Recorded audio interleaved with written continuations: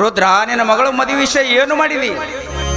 ಧನಿಯರ, ನನ್ನ ಮಗಳ ಮದುವೆ ಮುಂದಿನ ತಿಂಗಳ 10ನೇ ತಾರೀಕಿಗೆ ಮಾಡಿ ಮುಗಿಸ್ಬೇಕಂತ ವಿಚಾರ ಮಾಡೀನಿ. ಇದೇ ಊರಲ್ಲಿ ಇರುವ ಗಂಗಾಧರ ಗುಡಿಯಲ್ಲಿ ಇಟ್ಕೋಬೇಕಂತ ವಿಚಾರ ಐತಿ. ಏನಪ್ಪ ರುದ್ರ, ಮಗಳ ಮದುವೆ ಮಾಡ್ಬೇಕಂತ ನಿರ್ಧಾರ ಮಾಡಿದ್ಯಾ? ವರ ಯಾವ ಊರಿನವನು ಅಂತ ಒಂದು ಹೇಳಿಲ್ಲ.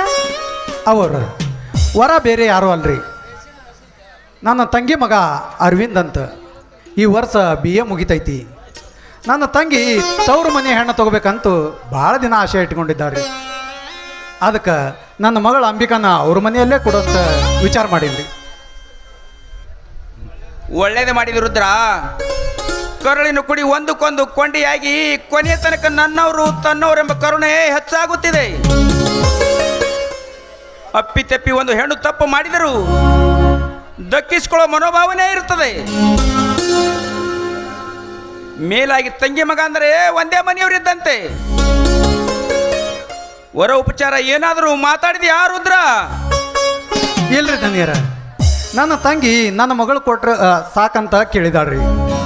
ಅದ ಒಂದು ಬಂಗಾರ ಕೊಟ್ಟಗಿಂತ ಹಿರಿ ಹಿಗ್ಗಿದಾಳ್ರಿ.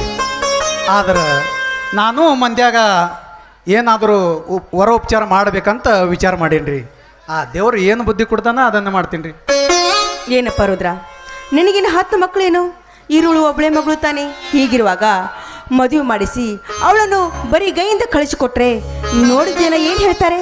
ನೋಡು, ಅಂಥ ಕೆಲಸ ಮಾಡಬೇಡ. ಅವಳು ನಿನ್ನ ಮಗಳಲ್ಲ, ಈ ಮನೆ ಮಗಳು ಅಂತ ನಾವು ತಿಳ್ಕೊಂಡಿದ್ದೀವಿ. ತವ್ರನ್ನ ಕಾಣಿಕೆ ರೂಪದಲ್ಲಿ ನಾವು ಬಂಗಾರದ ಒಡವೆ ನಿನ್ನ ಕೈ ಕೊಡ್ತೀವಿ. ಅದೇ ಕೊಟ್ಬಿಡು. ಏನು ಹೇಳ್ತೀರಾ? ಹೌದು ಮಾದೇವಿ, ನಿನ್ನ ಮಾತು ನಿಜವಿದೆ. ರುದ್ರ ನಮ್ಮ ಮನೆಯಲ್ಲಿ ಎಷ್ಟೋ ವರ್ಷಗಳಿಂದ ದುಡಿದು ಬಂದಿದ್ದಾನೆ.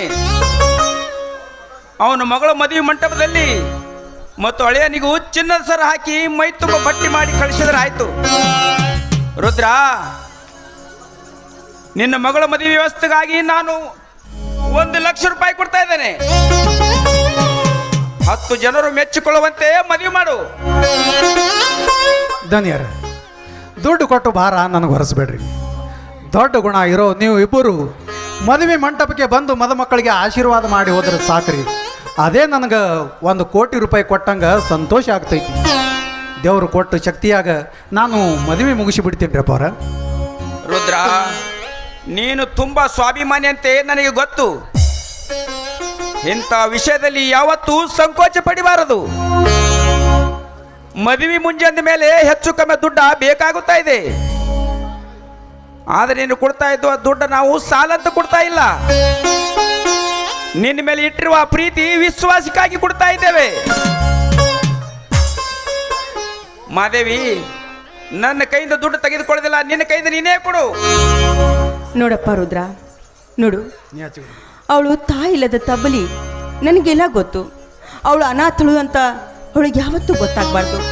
ಯಾಕಂದರೆ ಅವರ ತಂದೆ ತಾಯಿ ರೂಪದಲ್ಲಿ ನಾವು ಬರ್ತೀವಿ. ಅದಕ್ಕಾಗಿ ನಿಮಗೆ ಕೊಡುತ್ತಿರುವ ಹಣ ಸಾಲದ ರೂಪದಲ್ಲಿ ಕೊಡ್ತಾ ಇಲ್ಲ, ಪ್ರೀತಿ ಪ್ರೇಮ ವಿಶ್ವಾಸದಿಂದ ಕೊಡ್ತಾ ಇದ್ದೀವಿ. ಇಲ್ಲ ಅಂತ ಹೇಳಬಾರ್ದು. ತೆಗೆದುಕೊಳ್ಳಪ್ಪ. ಅವ್ರ ದುಡ್ಡು ಕೊಟ್ಟಿನಂತ ತಿಳಿದು ಮದುವೆಗೆ ಬರೋದು ತಪ್ಪಿಸ್ಬಾರ್ದ್ರಿ. ಒಂದು ವೇಳೆ ನೀವು ತಪ್ಪಿಸಿದ್ರಿ ಅಂದ್ರೆ ನಾನು ನಿಮ್ಮ ಮನೆ ಕಡೆ ಹೆಜ್ಜೆ ಸಹಿತ ಹಾಕೋದಿಲ್ಲ ನೋಡ್ರಿ. ಹೊಚ್ಚಪ್ಪ, ನಿನ್ನ ಮಗಳು ತಪ್ಪಿಸಿದರೆ ಊರ್ ಜನರು ಏನಂತಾರೆ ಗೊತ್ತು? ಧನರಾಜ್ ಧನಿ ರುದ್ರ ಒಂದೇ ಮನೆಯಲ್ಲಿ ಅಣ್ಣ ತಮ್ಮಂದಿರು ಅಥವಾ ತಂದೆ ಮಕ್ಕಳಂತ ತಿಳಿದುಕೊಂಡಿದ್ದಾರೆ. ಇದು ನಿನ್ನ ಮಗಳ ಮದುವೆ ಅಲ್ಲ, ನನ್ನ ಮಗಳ ಮದುವೆ. ಖಂಡಿತವಾಗಿ ನಾನು ನಿನ್ನ ಮಗಳ ಮದುವೆಗೆ ಬಂದೇ ಬರ್ತೇನೆ ರುದ್ರ, ಬಂದೇ ಬರ್ತೇನೆ. ಬಹಳ ಸಂತೋಷವಾಯ್ತು ರೀ ನಿಮ್ಮ ಮಾತಿನಿಂದ. ನನ್ನ ಮಗಳ ಮದುವೆಗೆ ಚಿಕ್ಕ ದನಿ ಮಾಂತೇಶಪ್ಪನಿಗೂ ಕರೆಸ್ಬೇಕಲ್ಲ. ರುದ್ರ, ಅದಕ್ಕೆ ಚಿಂತೆ ಮಾಡ್ತಿರ್ವಿಯಾ? ಮದುವೆಗಿಂತ ಮುಂಚಿತವಾಗಿ 4 ದಿನ ಫೋನ್ ಮಾಡಿದ್ರೆ ಸಾಕು, ಬಂದ್ಬಿಡ್ತಾನೆ. ಮಾದೇವಿ, ನೀನೇ ಫೋನ್ ವಿಷಯ ತಿಳಿಸಿ. ಇನ್ನು 10-15 ದಿವಸಗಳಲ್ಲಿ ವಿದ್ಯಾಭ್ಯಾಸ ಮುಗಿಸಿಕೊಂಡು ಇದೇ ಊರಿಗೆ ಬಂದೇ ಬರ್ತಾನೆ. ಮದುವೆಗೆ ಹೋಗುವಾಗ ನಾವು ಕರೆದುಕೊಂಡು ಹೋದ್ರಾಯ್ತಲ್ಲ ಮಾದೇವಿ.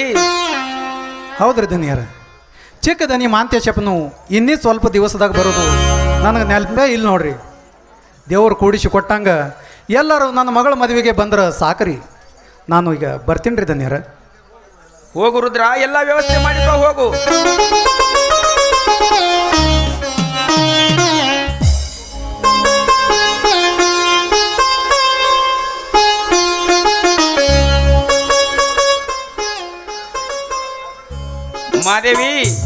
ನಾನು ಸ್ವಲ್ಪ ತೋಟದ ಕಡೆ ಹೋಗಿ ಬರ್ತೇನೆ.